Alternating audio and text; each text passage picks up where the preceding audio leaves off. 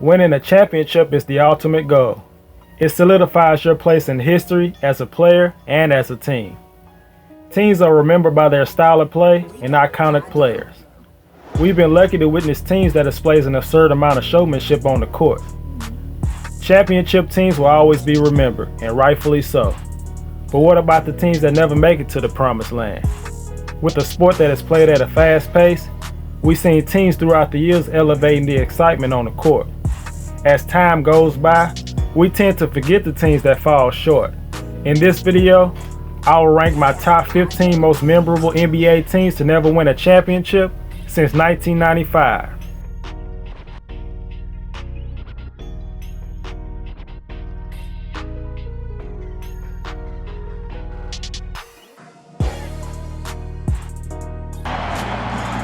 Tracy Mcgrady has any problem getting the ball into play, and whoever he gets it to, got a lot of possibilities.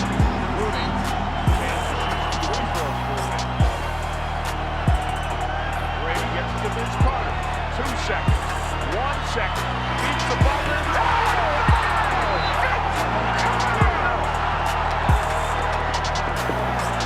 At number 15, the 1999-2000 Toronto Raptors. This team is most definitely the least accomplished on this list, but it's a team that you won't forget. This was a different Raptors team with a different attitude. A team that was ready to break out and compete against any team in the league. This was a young franchise that made their debut in the NBA in 1995. And like most expansion teams, they struggled in the first 3 or 4 years as they tried to build a roster capable of competing. Draft picks Damon Stoudemire and Marcus Camby were solid selections, but those weren't the picks you need to start a franchise and rise to the top. After moving on from those guys, the Raptors made important draft picks and trades that led them to this team.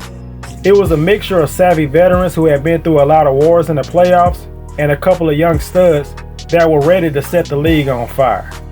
Even though they didn't make the 1999 playoff the previous year, you could tell that they were laying the groundwork for potentially something special. This team had fan favorites like Charles Oakley, Antonio Davis, Muggsy Bogues, Derrick Curry, Kevin Willis, and Doug Christie. Those guys breed toughness, tenacity, and leadership. You need veteran leadership on an NBA team if you want to win games consistently, and the front office knew that. Those veterans were great compliments to the 2 young studs on the team, Vince Carter and Tracy Mcgrady. Getting lucky in the draft can change a franchise. And they were on the right track with 2 of the most athletic and talented guys in the league. Having the opportunity to get a wing player that stood at least 6'6" who can score from anywhere on the court with at least a 40-inch vertical is a general manager's dream, and they had 2 of those guys. A recipe for championship success. T-Mac was just scratching the surface during his time in Toronto. But this season, he kept showing you game by game that he had what it took to be a superstar in the league in the near future. But this was the year a superstar was born. Vince Carter, aka half man, half amazing, aka Air Canada. This was him at his absolute athletic prime. He played with such aggression and hunger that you really didn't see after those knee injuries. Not to this level. There were many times during this season where you really thought Vince Carter had a chance to be one of the best players of all time. He had the confidence, the drive, the style, and the charisma. He wanted the ball at the end, and he delivered. You can tie it with a 2, a second and a half to go. Seatbelts are mandatory. Clippers lead 94-92. Carter wide open for the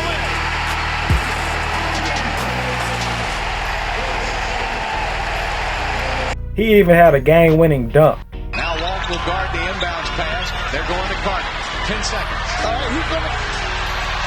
He's going to wait. Watch the penetration. He's going to the basket. Stop! He was even commanding a double team and dishing it off to a teammate and celebrating before the ball even went through the net. Carter getting the pick from Oakley. Vince put them on the floor. Here for the Oakley for the game winner. Ribby, good! Ball game over. Raptors win. Raptors win.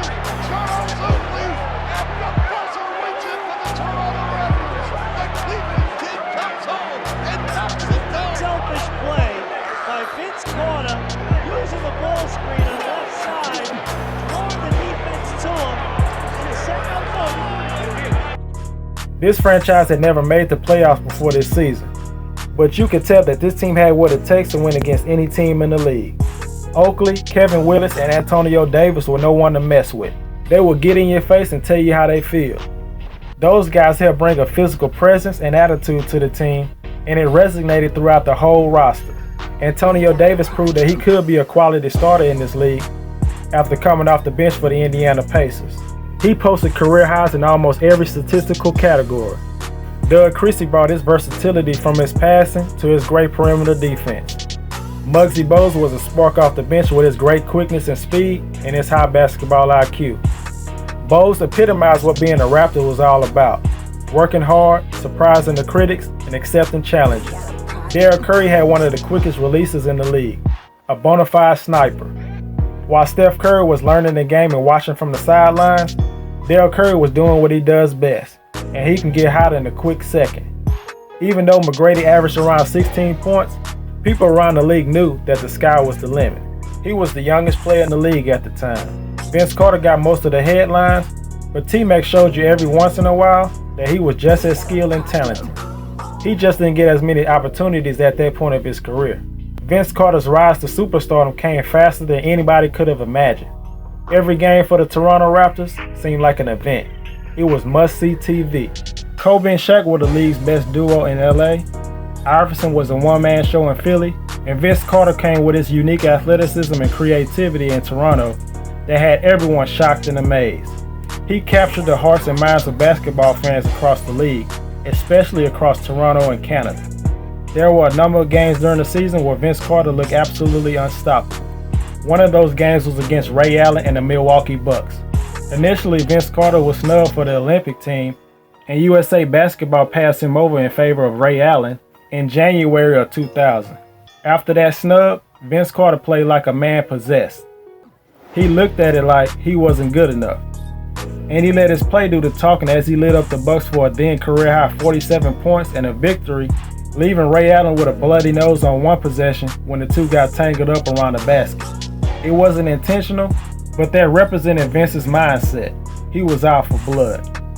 But in March, the selection committee decided to unanimously offer the spot to Carter after Tom Gugliotta was forced to withdraw because of reconstructive knee surgery. If it wasn't for that injury, we probably would have never witnessed a play like this. A sloppy pass, Carter inside. Woo! Just look at this spectacular takeoff. He jumped over his head. I mean, Frederick Weiss, you got to know, man, the guy's coming to do that. You got to take a foul. After that, his career high of 47 points didn't last long, as the Raptors matched up with a good Western Conference team in the Phoenix Suns, and it was the Raptors' first appearance on NBC, a national stage. If you had never seen the Raptors play at that point, this was your chance. Vince Carter knew that, and he did not disappoint. You maybe could have gotten the impression that Vince Carter was just a dunker, especially if you just watched the highlights, but that was far from the case. He scored a new career-high 51 points and led the Raptors to a win against a quality team. To this day, this is still his current career high. The Toronto Raptors finished with a 45-37 record, their first season over 500, and their first playoff appearance in franchise history.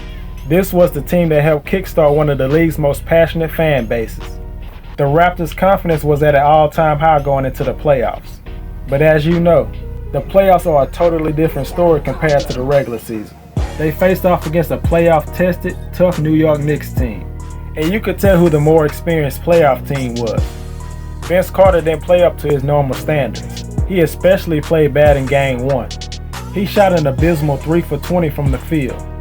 T-Mac played like the all-star in that game as he had 25 and 10, showing how versatile he was on both ends of the court. All the games were close.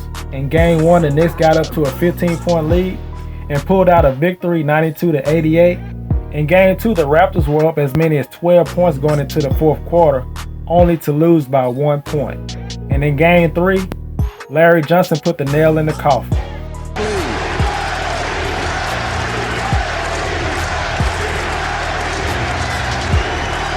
Sprewell with the game winner in Game 2. Johnson for three. Bank it in! Oh, no. The JJ sign prevails as Larry Johnson. The Raptors got swept 3-0 in their first playoff appearance. A tough pill to swallow. But growing pains are part of the deal when you're trying to get to the top. But that news pales in comparison to what happened next. In the summer of 2000, Tracy Mcgrady decided to leave Toronto and go back home and sign with the Orlando Magic. He potentially broke up an all-time great duo. We know now how good McGrady was in his career. He was just as good as Vince, if not better. He became one of the league's best scorers. Just imagine what those two guys could have done if they would have stayed together. They could have took pressure off each other night in and night out, and that could have prevented a lot of injuries that they suffered in their careers. Carrying a team offensively can take a toll on you. The potential of this team with the coaching of Lenny Wilkins, who was hired the next season, was through the roof. The Raptors could have made a run to the finals as early as 2001 with McGrady on the roster. The Eastern Conference was theirs for the taking. We will never know if McGrady and Vince could have won a championship in Toronto. It's just something that we can only dream of.